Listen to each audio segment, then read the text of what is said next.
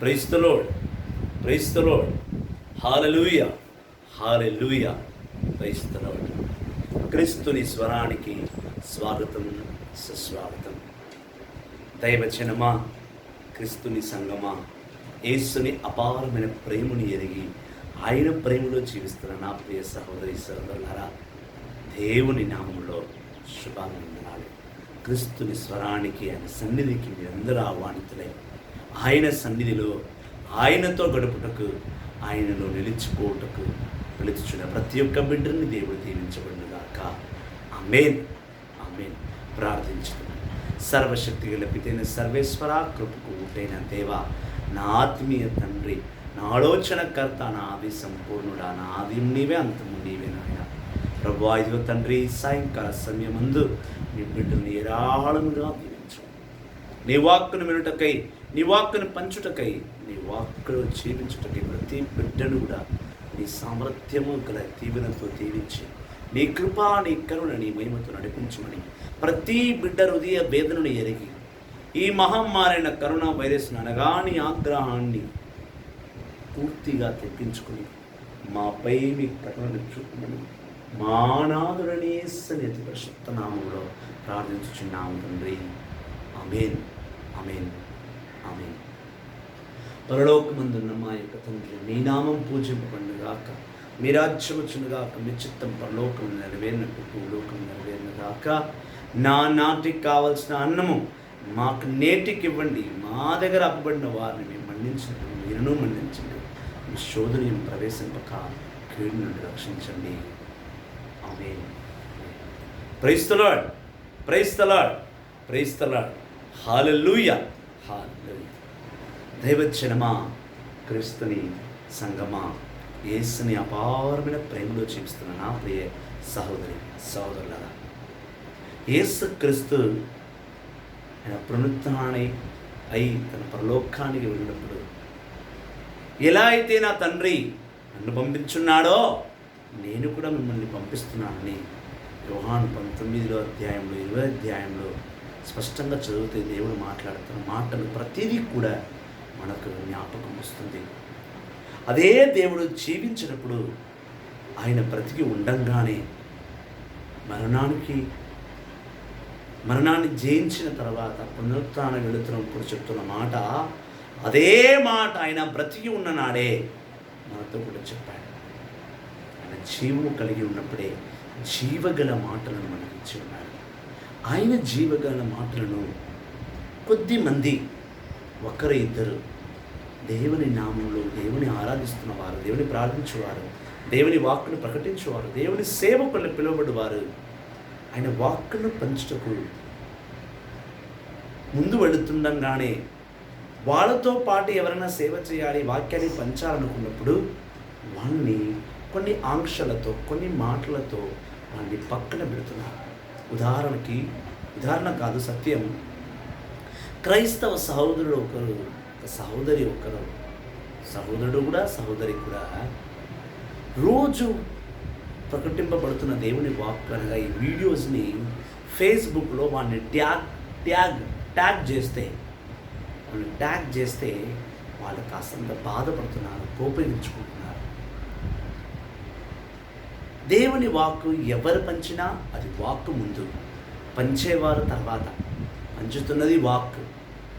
ఏ అబద్ధికుడ బోధకుడైనా, సత్యమైన బోధకుడైనా, Roman Catholic అయినా, Protestant అయినా, ఎవరైనా సరే వాక్కులో ఉన్న మాటలే బోధిస్తున్నారే తప్ప వాక్కులో లేనిది ఏది కూడా బోధించరాదు, బోధించబోరు.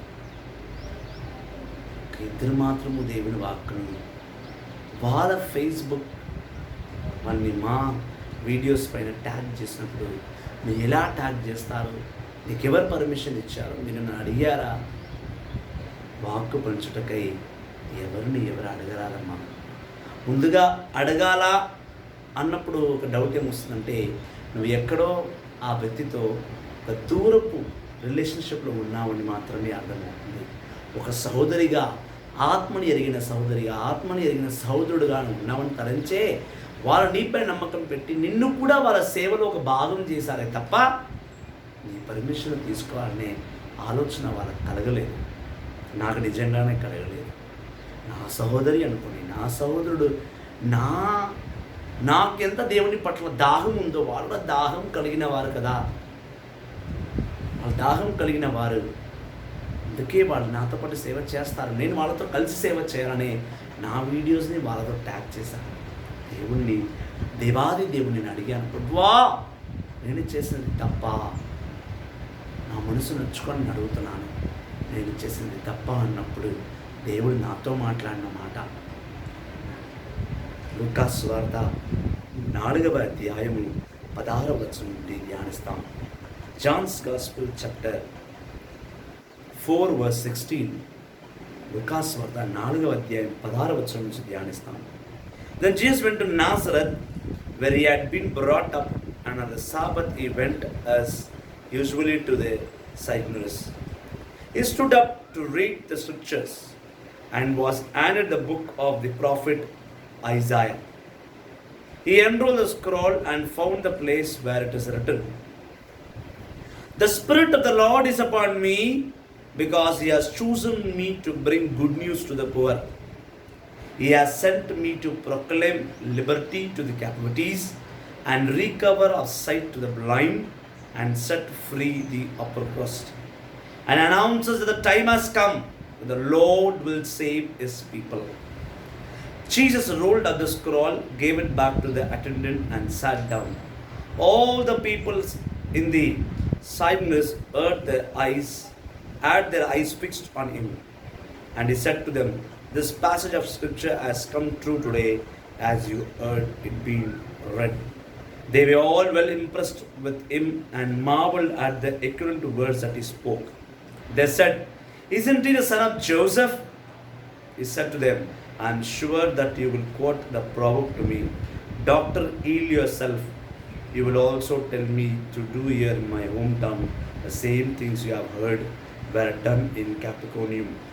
I tell this, Jesus added, "A prophet is never welcomed in his hometown." This is the voice of Christ.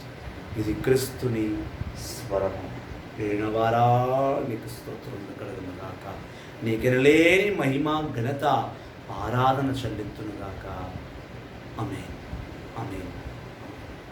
దైవజనుడా, దైవజనురాల, సేవకురాల, సేవకుడా, క్రీస్తుని సంగమా, దేవుడు యేసుక్రీస్తు స్వయముగా ఆలయానికి వెళ్ళినప్పుడు ఆయన ఆలయంలో ప్రధాన యాజకుడి స్థలంలో నిలబడి యెషయా పుస్తకాన్ని చేతుల్లో తీసుకొని అది తెరిచి చదివారు. అందులో ఏం రాస్తుందనగా, దేవుని ఆత్మ నాపై ఉన్నది, నేను వచ్చినది ఆయనను గురించి బోధించుటకై, ఆయన సువార్తను మీకు అందించుటకై, నేను పేదలని దరిద్రం నుంచి తీసివేసి వారిని గొప్పవాళ్ళు చేతును, బంధనాల్లో ఉన్న వారిని విడిపిస్తాను, చూపు లేని వాడికి చూపుని ఇస్తాను.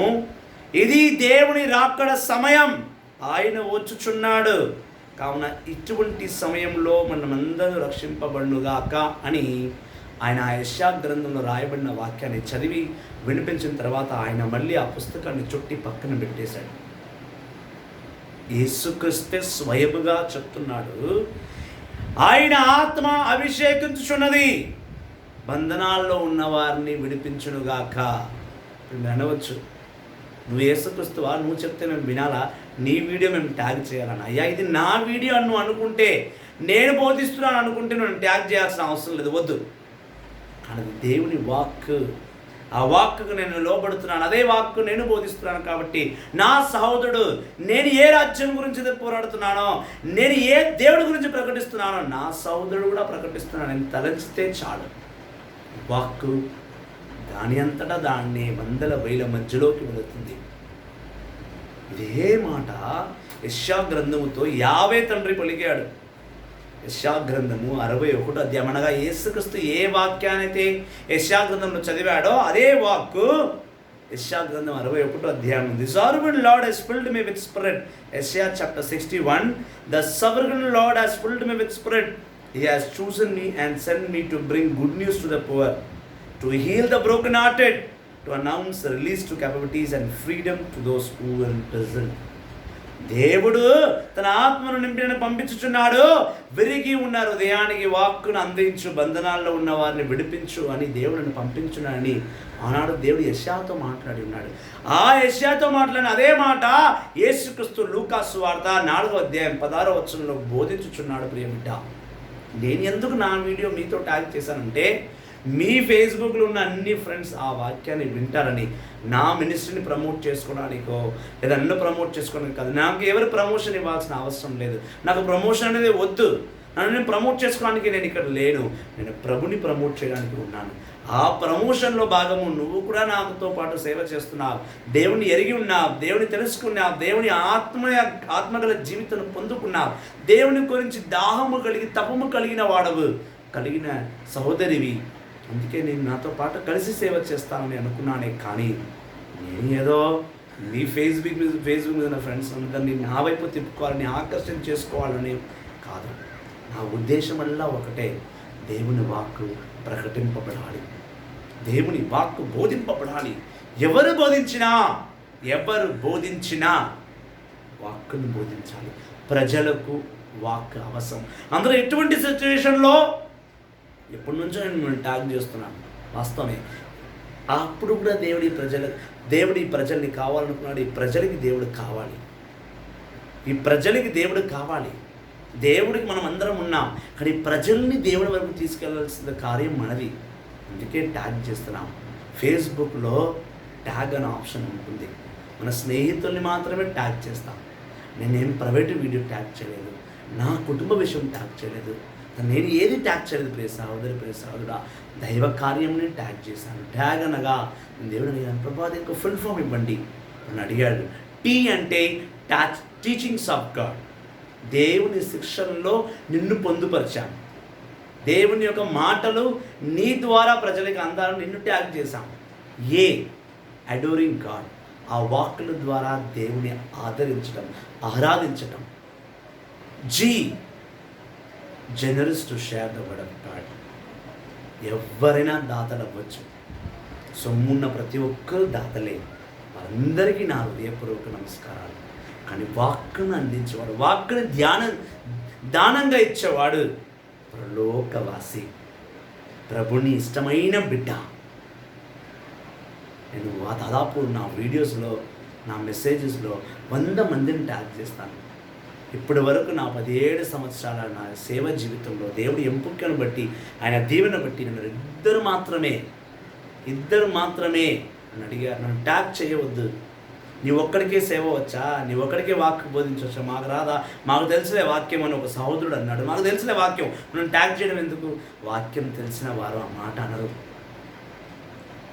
సహోదరి అన్నారు, నా పర్మిషన్ లేకుండా మీరు నా FB ఐడిని ఇలా వాడుకుంటారు. మా పర్మిషన్ FB ఐడి ఉండొచ్చు, కానీ వాక్కు కాదు తల్లి, వాక్కు కాదమ్మా. వాక్కు ఎవరైనా నన్ను ట్యాగ్ చేయండి. నా టైం లైన్లో వెళ్ళి చూడండి, కొన్ని 100,000 మంది ట్యాగ్ చేస్తారు. నేను ఎవరిని తిరిగి అడగను, ఎందుకంటే వాళ్ళు ట్యాగ్ చేస్తున్నారంటే నా ఫేస్బుక్ ఐడి మీద నా ఫాలోవర్స్కి, నా ప్రజలకి వాళ్ళు వాక్కును అందిస్తున్నారు. ఇది నా సంఘం, ఇది నా FB ఐడి, నా వాళ్ళు నా దగ్గర రావాలి, పక్క సంఘానికి పోకూడదు, నేను ప్రాటెస్టెంట్, నేను రోమన్ క్యాథలిక్ రాకూడదు, రోమన్ క్యాథలిక్ ప్రాటెస్టెంట్ రాకూడదు. ఎవరు చెప్పారండి? దేవుడు విడమర్చాడా? దేవుడు విడిచి చూపించాడా? దేవుడు విడగొట్టాడా? ఇవన్నీ దేవుడు విభజన తీసుకొచ్చాడా? మనం తెచ్చుకున్నాం విభజన, దేవుడు కాదు తీసుకొచ్చింది.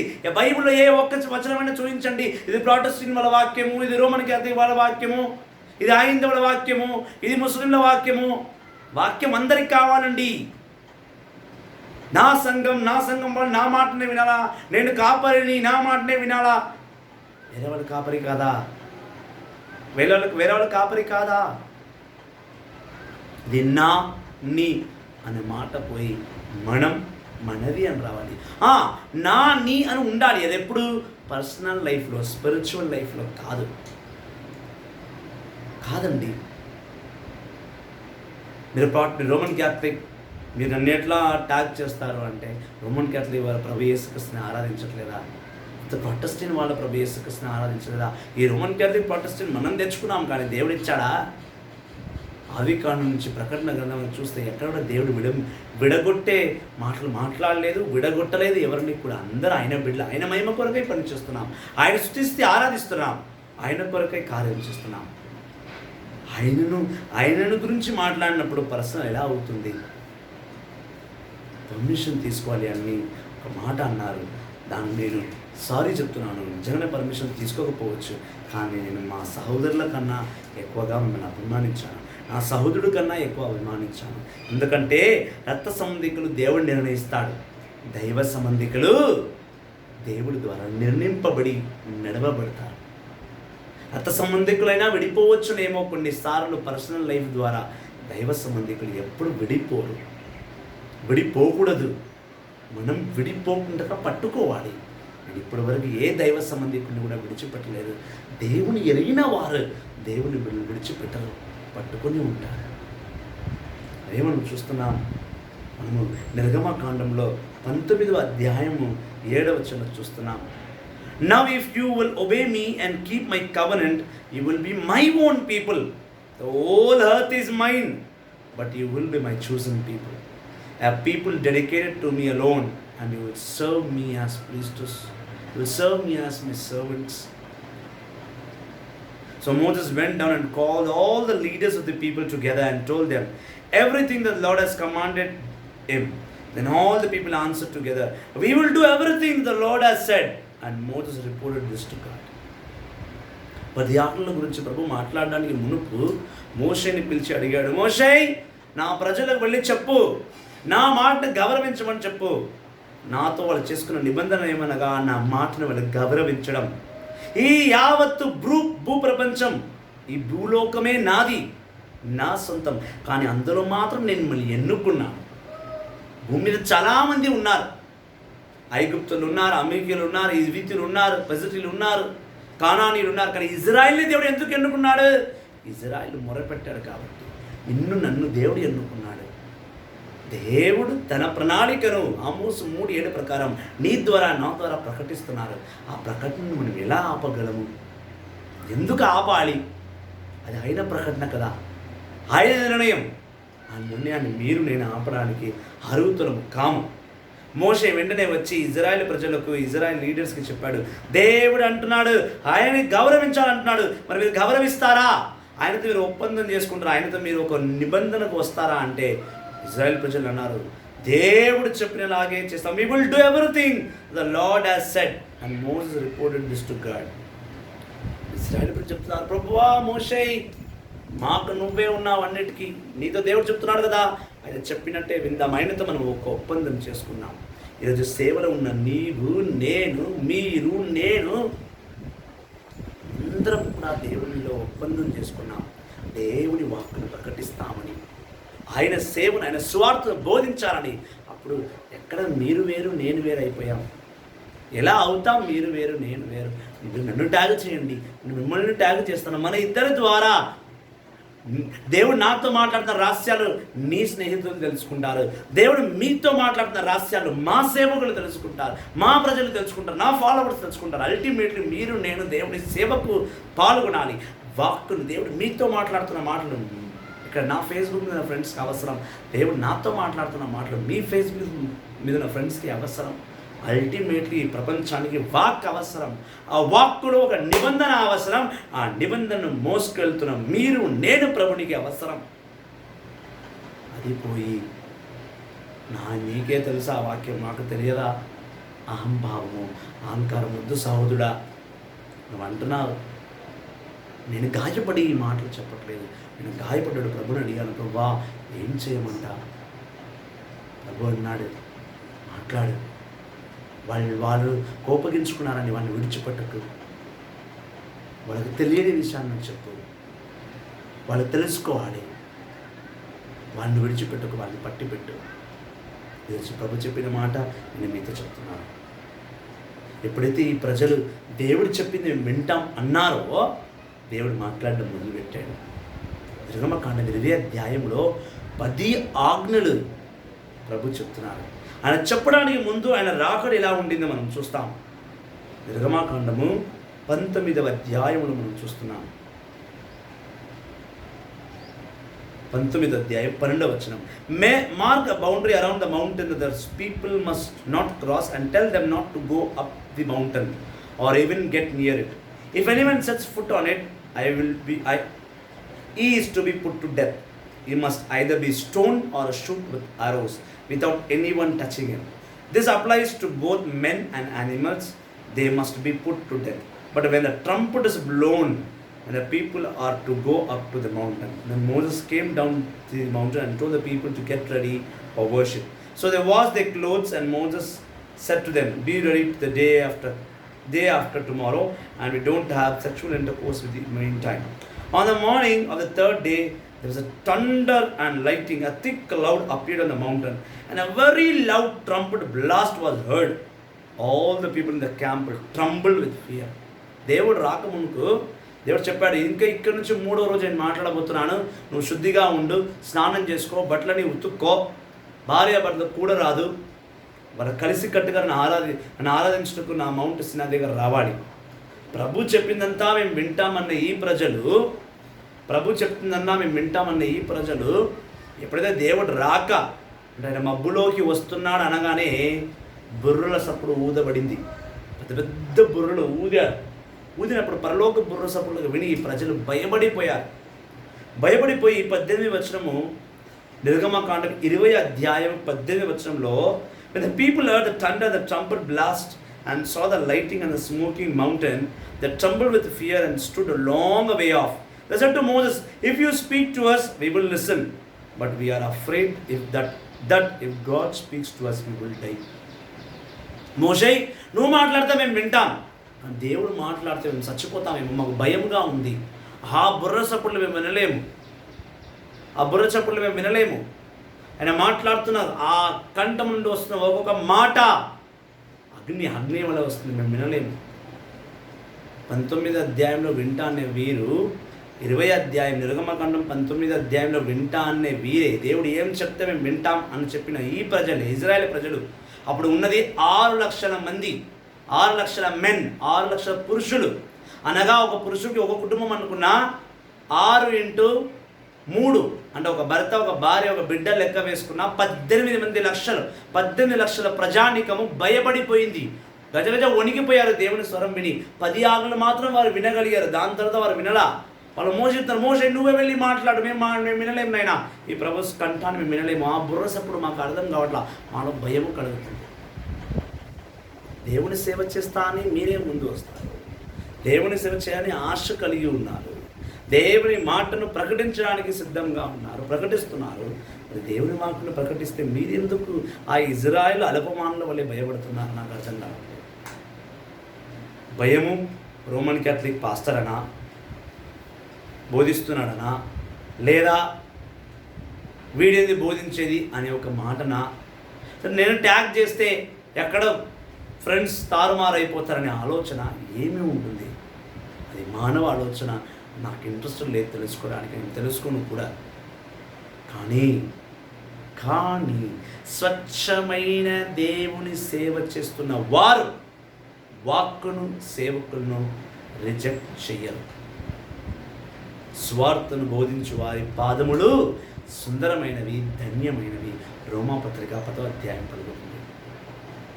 స్వార్థను బోధించే ప్రతి ఒక్కరికి దేవుని నామంలో ఆహ్వానితులే. నేను ఎప్పుడు పర్సనల్ అనుకోను, ఇలా నువ్వేంది నాకు చెప్పేదని తలంచను. దేవుడు ఎవరితో మాట్లాడినా ఆ మాట నాకు వర్తిస్తుంది, ఆ మాట నాకు విలువైనది, ఆ మాట నాకు చాలా గొప్పది. ఏ సేవ నాకన్నా ముందు వచ్చి సేవకులు చేసేవారు, నాకన్నా వయసు చిన్నవారు నాకు చెప్పినా నేను దేవుని మాట ఓపికతో వింటాను. నువ్వేంది నాకు చెప్పేదని అనను. నాకన్నా పెద్దవారు చెప్తే వాళ్ళ అనుభవం నాతో షేర్ చేసుకుంటానని వింటాను. వాక్కును వినడానికి వయసు కాదు ముఖ్యం, జ్ఞానం ముఖ్యం. ప్రొటెస్టీనా, రోమన్ క్యాథలిక్ కాదా అనేది ముఖ్యం. సేవకుడా కాదా, దేవుని సత్యంగా మోస్తున్నాడా లేదా, దేవుని వాక్కును విడమర్చి కరెక్ట్గా బోధిస్తున్నాడా లేదా అని తెలియాలి. నేను బాగానే బోధిస్తానని మీరే అన్నారు, మిమ్మల్ని కలుపుకొని సేవ చేస్తే వద్దనుకున్నారు. లోపం నాలోనా, ప్రభులోనా? లోపం రోమన్ క్యాథలిక్ అనా, ప్రొటెస్టెంట్ అనా? లోపం నేను బోధిస్తున్నాను కనుక మీకు ఇబ్బందిగా కలిగి ఉంటుందని. దైవజనమా, స్వార్థను బోధించు వారందరూ దైవ బిడ్డలే. ఇందులో నేను చూస్తున్నాం ఆమోస గ్రంథం 3వ అధ్యాయం 7వ వచనం. ప్రభు తన సేవకులకు చెప్పనిది ఏ కార్యము చేయడట. మీరు సేవకులు, మనమందరం సేవకులము. ఆయన మాటకు లోబడాలి, ఆయన మాటకు లోబడి జీవించాలి.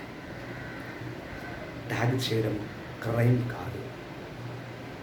నాతో పాటు మీరు సువార్తను బోధిస్తారని ఒక ఆశ, నా సేవాభావంలో ఈ గొప్ప సంకల్పంలో మీరు ఒక భాగం.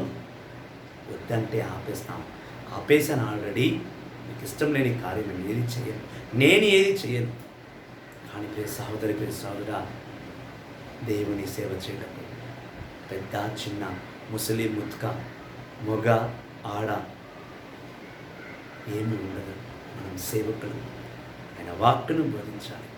ఆయనలో, ఆయన కొరకై, ఆయన వాక్కు కొరకై జీవించాలి. కావున జీవించండి ప్రియ సహోదరులారా. ఆయన వాక్కుని షేర్ చేయండి. ఫేస్బుక్ ఒక పెద్ద ప్లాట్ఫామ్. ఈరోజు సోషల్ మీడియా అనేది మనలాంటి సేవకులకి ఇప్పుడు అదే ఉపయోగపడుతుంది. మనం సంఘాల్లో నిలబడి బోధించే అవకాశం లేదు. ఒకరి ప్రాంతాలకు వచ్చి బోధించే అవకాశం లేదు. అందుకే ఇలాంటి వారి సేవకులు ఈ platform, Facebook, Twitter, WhatsApp, ShareChat, ఇంకేమేమి యాప్స్ ఉన్నాయి, అవన్నీ యాప్స్ని దైవ బలిపీఠగా మార్చుకొని అందునుంచి వాక్కును బోధించి ప్రజలకు వాక్కును అందించాలి. అంతేకాని వాక్కు అందించే మనమే తోసి పూడ్చిపెట్టకూడదు. నేను అడగకుండా ట్యాగ్ చేసినందుకు సారీ, ఇంకోసారి అలాంటి చేయము. కానీ నాకు ఇష్టమైతే నన్ను ట్యాగ్ చేయండి. నాకు ఏ అబ్జెక్షన్స్ లేవు. మీరు ఎన్ని వీడియోస్ పోస్ట్ చేస్తారో నా టైం లైన్ మీద పోస్ట్ చేయండి. నా ప్రజలకు వాక్యం అవసరం. వాక్కుని నేను ఎప్పుడు తోసిపెట్టను, సేవకుల్ని ఎప్పుడు నేను వెనక్కి జరిగిపెట్టను. కావున దేవుని నామములో వాక్కును బోధించండి. స్వార్థను బోధించడానికి యెషయా గ్రంథంలో 61వ అధ్యాయము గొప్ప ఆహ్వానం. లూకా సువార్త 4వ అధ్యాయం 16వ వచనం. యేసుక్రీస్తు వాక్కును బోధించిన అధికారం ఆయన మనకిచ్చిన అధికారం. కానీ వాక్కును బోధించండి, ట్యాగ్ చేయండి. మీ సేవలో నన్ను కూడా భాగ్యస్తుడుగా నిర్ణయించుకొని నాతో సేవ చేయటకు ముందుకు రండి. ఇష్టం లేనిచో వద్దు, ఇష్టం ఉంటే పాల్గొనండి. Praise the Lord. హల్లెలూయా. దేవుడు మిమ్మల్ని దీవించును గాక. మీ సంఘాలను, మీ సేవాభావాలను ప్రభువుని ఎల్లప్పుడూ ఆయనలో ఎదుగుతూ ఈ ప్రపంచానికి వాక్ అందించే గొప్ప ఆదర్శప్రాయమైన బిడ్డలుగా నిలబడును గాక. నూతన బిడ్డలుగా ఆశీర్వచనమును పొందే బిడ్డలుగా, ఆశీర్వచనమును పంచే బిడ్డలుగా ఉందురుగాక. ఆమేన్. Praise the Lord. Thank you very much. వాక్కుని పంచు, వాక్కులో జీవించు, వాక్కు కొరకే జీవించు. ఆమేన్. Praise the lord.